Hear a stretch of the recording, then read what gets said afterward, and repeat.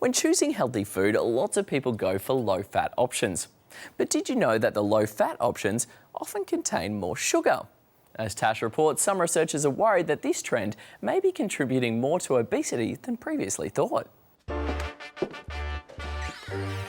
You just need to open the pantry and take a closer look to see that sugar is found in a lot of the food we eat. It's even in stuff you may not realise. But what is it about sugar that makes it a popular ingredient? Let's find out. Sugar is a carbohydrate, which our body needs for energy. It also makes things taste better. It helps thicken food products, and it can act as a preservative to make foods last longer. So it's added to a lot of processed food. 1/2 of the sugar that we are consuming today is in items that we didn't even know had sugar. Tomato sauce, barbecue sauce, hamburger buns, hamburger meat, all sorts of processed foods. If you look at virtually every item in the store that has a food label, it has some form of sugar. But some people are worried sugar can have an impact on our health if we have too much of it. Obesity is now the number of overweight or obese. Eating habits, half of all Australian children will be obese. In the 1970s, there was a rise in obesity and diabetes. Health experts said there was too much fat in people's diets. That's when low-fat products hit our shelves.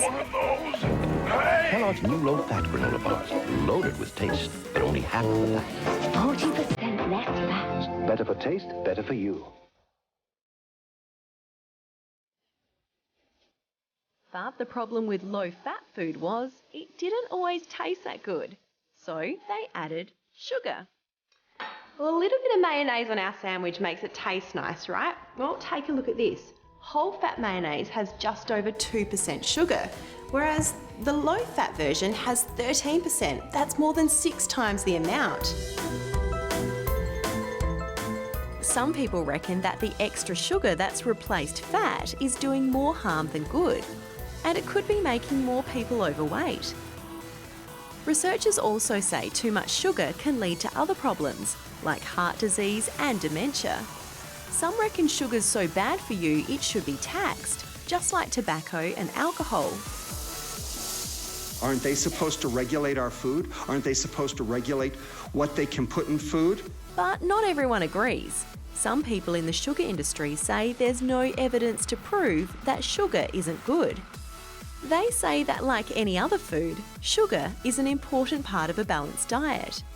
But it's important to know how much to eat. It's recommended that kids have no more than 2 teaspoons of sugar a day. That's this much. But a can of soft drink has around 5 times that amount.